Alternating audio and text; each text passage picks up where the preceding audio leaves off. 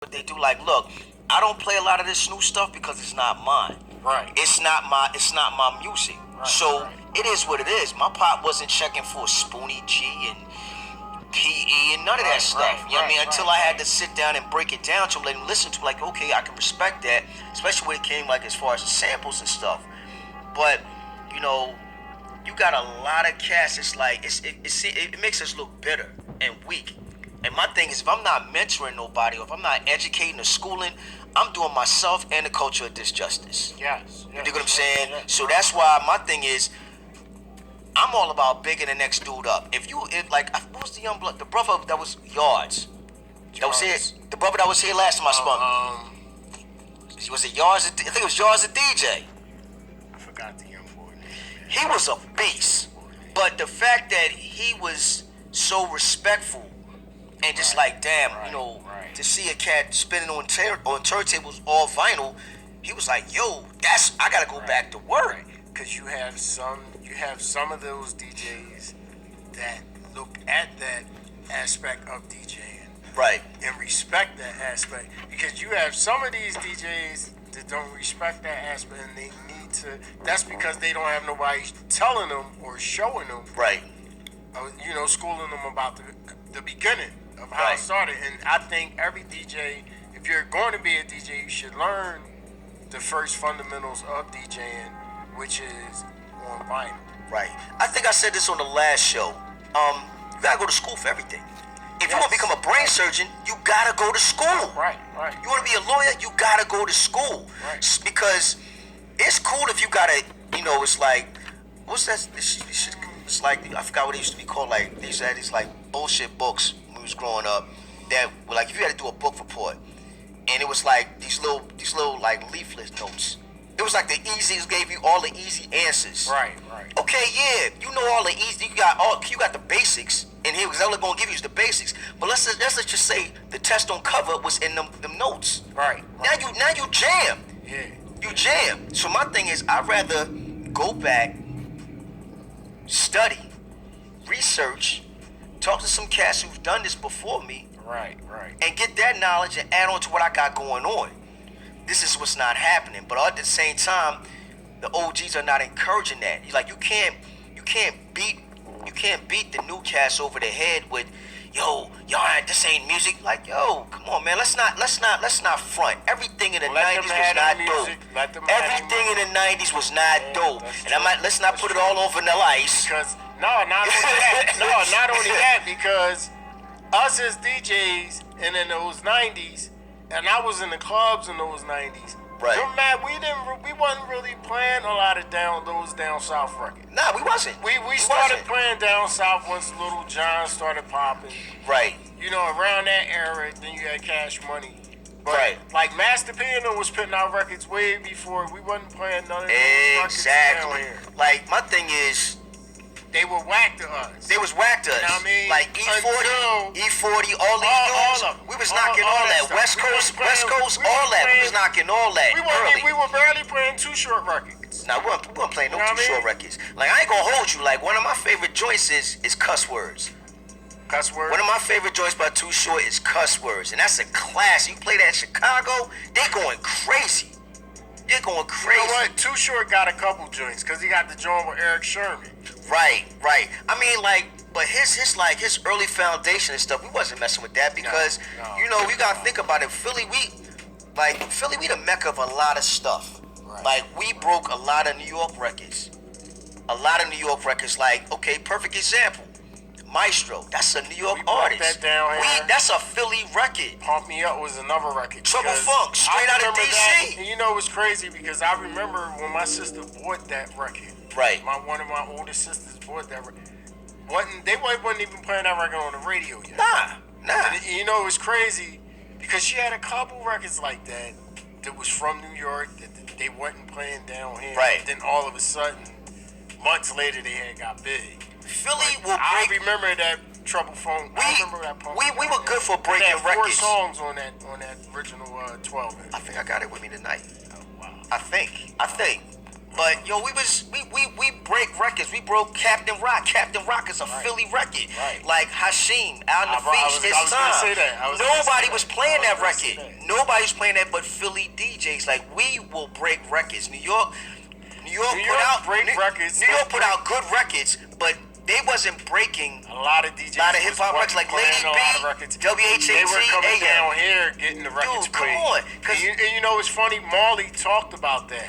Right. How he would bring certain records down here to get the records played. Come on. Because they wasn't, Mr. Magic and them was like, oh, that record's whack. And when he come? He came to Philly, Pop Art. That's with the Goodman brothers, you know what I'm saying? Like Dimples D and all those records. All those records was right here. Even It's Yours. I think we broke that record more in Philly than New York broke that record. Tila Rock performed more in Philly than he did in his own town. Right. With It's Yours. Yeah, because, you know, that's what we did. We was known for breaking records. If you was DJing that Saturday night, you would shoot down a Funkamart, Sound of Market, Sounds, you know what I'm saying, maybe King James, and you would get all them new joints because you wanted to have the records that no other DJs had. You was gonna be on the same bill by 4 other DJs. Yeah, we was blowing up Whistle, just bucking. But nobody else really playing those records, at least not like we were playing them. And that's why I always say, like, I had a disagreement. It wasn't a disagreement, it was a debate, friendly debate online. And I was saying, you know, there's certain records that are our records. Like Look of Love, Cerrone, that's ours. No one cuts that like a Philly DJ. No one cuts Dance to the Drummer's Beat like a Philly DJ.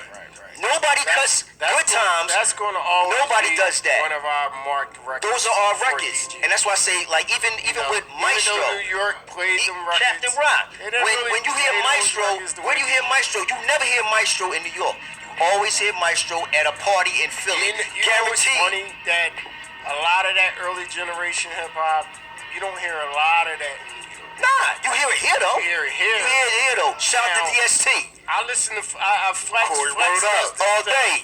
Flex does this thing every Christmas Eve on Hot 97. Every year. Him, Red Alert, Chuck Chill Out.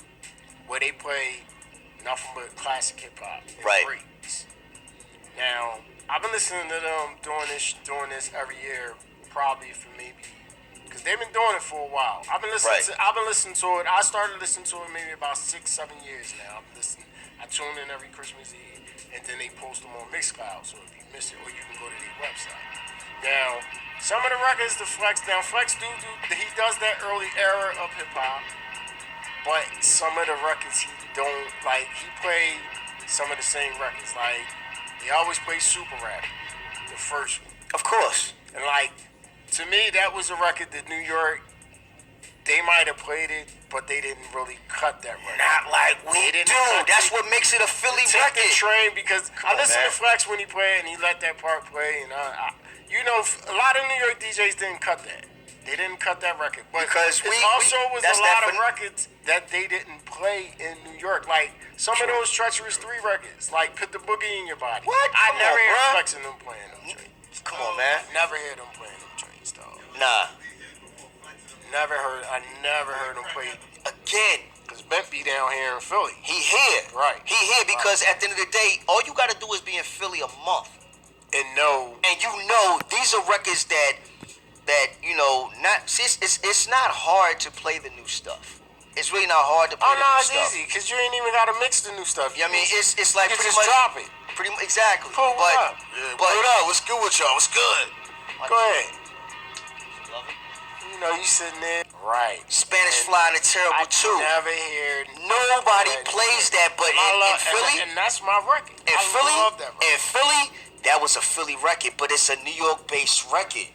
You know when I first heard that record, I heard my cousin cutting that record. Exactly. Wiz. And it's like, I heard it on a Wiz mixtape. Cutting that joint back in the day. Used to live on 49th Street. You don't remember DJ Wiz? Come on now. That's hometown right there. But Marky, I heard his brother Ghana cutting that. And I'm like, what is, because because we never really played that record. Nobody never really That's played one that. of my favorite records. But that's like so on the radar. It's so under the radar. There's so many breaks on that. It's like 3 breaks in that record. It starts off with a break. Then it goes into another break. And then it goes into the Spanish break. Like, come on, man. And when you, it's like when you play it, the cats that know, like, damn, I ain't heard that in ages. You know what I'm saying? But again, it's like, we was breaking them New York records here. Yeah, but we was. we also had the one up because you gotta remember, like, there was no radio stations playing hip hop around that time. But we had Lady B.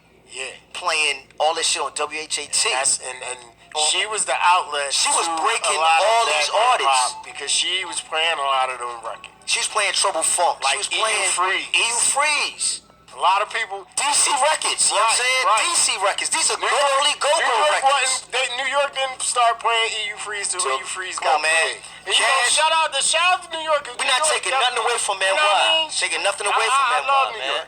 That's I got so much DJ family there. But we started out when I was 9, so we talking like 1979. I played that shit.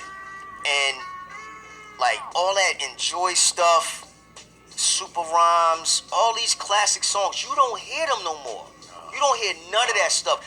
If you hear super rapping, Cash must be playing it, Jeff must be playing it, and they're cutting it, and it's like, and I understand, that's a record the Touchstone do play. But you know what? I understand why a lot of DJs. I don't hear Kev playing it, and I'm gonna grind Kev up because Kev should be playing that stuff on DAL. You know what I mean? But you know what? I understand why a lot of cats don't play stuff like super rapping because it becomes redundant. It's like playing Hashim. It's time. It's like I don't even like the. It's like I'm so tired of that record. I don't want to hear that shit no more. And I feel the same way about Drummers Beat. I don't want to hear this. Yo, it's way too many breaks out here. Right, to keep cutting the same. Like, come on, we got assembly line Commodores. Why aren't y'all cutting that? I love that. Y'all not cutting Sing Sing. Y'all not cutting Catch a Groove. Y'all not playing Breakthrough, Truck Turner. It can be cut. But it's like cats. Even cats from our era get stuck in a comfort zone. Oh, I know. And it's like, come on, man, y'all. It's a lot of shit out there. 37 years heavy, and I'm still a student. You know what I mean? I will sit in front of a cat and just and be amazed at a dope DJ, whether he's digital or analog. You know what I mean? I love going to somebody's house and they got an incredible collection of records, and they have the knowledge behind that music. You know what I'm saying? Or a cat who is amazing on a controller. That shit is not easy. Yeah. So I'm not gonna knock technology because you gotta have I ain't got time to be doing this. That's a headache for me, but it's dope. We actually had shout out to DJ Tone Arm. He was on one of the last shows before the holiday, and he did a turntable set, and then he did a set on his controller, and that's dope. Because that's the best of both worlds. That means that you're not a slouch, man. Do it, and I was like, yeah, sure. You know what I mean? And he killed it. And that's when you can see, that's the passion. That's the passion. Yeah. I love. Take it back, yeah.